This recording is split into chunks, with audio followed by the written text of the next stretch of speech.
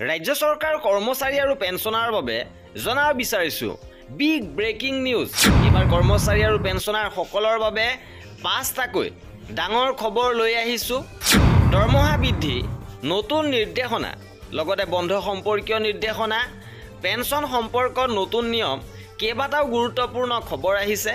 সবিশেষ জানিবৰ বাবে ভিডিঅ'টো প্ৰথমৰ পৰা শেষলৈকে চাই থাকিব। জনাব বিচাৰিছো আজি প্ৰথমটো গুৰুত্বপূৰ্ণ খবৰ। প্ৰথমটো খবৰ আহিছে যে 19 নৱেম্বৰ তাৰিখে ৰেষ্ট্ৰিক্টেড হলিডে ঘোষণা কৰা হৈছে। বীৰ ৰাঘৱ মৰাণ দিৱস উপলক্ষে 19 নৱেম্বৰ এবাৰ ৰাজ্য চৰকাৰ ফালৰ পৰা ৰেষ্ট্ৰিক্টেড হলিডে ঘোষণা কৰা হৈছে। এবাৰ জনাব বিচাৰিছো দ্বিতীয়টো গুৰুত্বপূৰ্ণ খবৰ যে শিক্ষকৰ অনুপস্থিতি, কঠোৰ শিক্ষা বিভাগ, কৰ্তন হ'ব দৰমহা। শেহতীয়াভাৱে চৰ্চাত আছে এই বিশেষ খবৰটো যে শিক্ষানুষ্ঠানত উপস্থিত থাকিও শিক্ষা সেতু এপত অনুপস্থিত থকাক লৈ শিক্ষা বিভাগ কঠোৰ হৈছে আৰু শিক্ষা ক্ষেত্ৰত অনুপস্থিত শিক্ষকৰ দৰমহা কৰ্তন কৰাৰ সিদ্ধান্ত লোৱা হৈছে। লক্ষণীয় যে এবাৰ শিক্ষা ক্ষেত্ৰত উপস্থিতি নিদিয়া কামৰূপ মহানগৰ জিলাৰ বিদ্যালয়ৰ শিক্ষকৰ দৰমহা কৰ্তন কৰাৰ কথা ইতিমধ্যে ঘোষণা কৰা হৈছে। আনহাতে অহা মাহৰ পৰা ৰাজ্যৰ অন্য জিলাতো এই নিৰ্দেশনা কাৰ্যকৰী কৰা হ'ব। ইপিনে কৰ্মচাৰী আৰু পেঞ্চনাৰ বাবে বৃহৎ সুখবৰ আহিছে।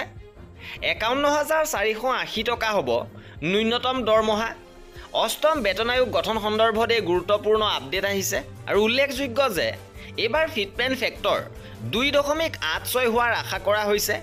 যদি এয়া কাৰ্যকৰী হয় তেন্তে ন্যূনতম বেতন 18,000 টকাৰ পৰা বৃদ্ধি হৈ 51,480 টকা আৰু সেইদৰে পেঞ্চন 9,000 টকাৰ পৰিৱৰ্তে 25,740 টকা হ'ব পাৰে। আৰু আগন্তুক বাজেটত এই সম্পৰ্কীয় সুখবৰ আপোনালোকে লাভ কৰিব বুলি আশা কৰা হৈছে। ইপিনে ৰাজ্যৰ কৰ্মচাৰীসকলৰ বাবে আন এটা গুৰুত্বপূৰ্ণ খবৰ আহিছে যে চৰকাৰৰ ওপৰত আস্থা হেৰুৱালে ন্যায়ালয়লৈ যাব এবাৰ 2,200 শিক্ষক। 4 বছৰে ওলমাই ৰাখিলে নিয়মীয়াকৰণৰ প্ৰতিশ্ৰুতি। এইবাৰ 2,200 অনিয়মীয়া শিক্ষকৰ নিযুক্তি প্ৰসংগটো ওলমাই ৰখা হৈছে আৰু এই শিক্ষকসকলৰ মাজত থকা 9জনে ন্যায়ালয়ৰ দ্বাৰস্থ হৈ ৰায় লাভ কৰাৰ পাছত আন অনিয়মীয়া শিক্ষকসকলে ন্যায়ালয়ৰ কাষ চপাৰ এতিয়া হুংকাৰ দিছে। ইপিনে পেঞ্চনাৰসকলৰ বাবে এটা গুৰুত্বপূৰ্ণ খবৰ আহিছে যে পেঞ্চনৰ নিয়মৰ ডাঙৰ পৰিৱৰ্তন হৈছে।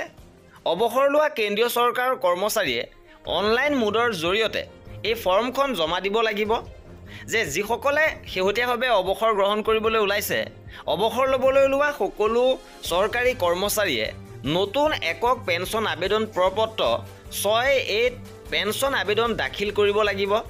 এই প্ৰপত্ৰখন কেৱল ভৱিষ্য বা AHRMS 2.0 প্লেটফৰ্ম ব্যৱহাৰ কৰি অনলাইন যোগে পূৰণ কৰি জমা দিব পাৰিব। আৰু এই আছিলে আজিৰ ভিডিঅ'টোত।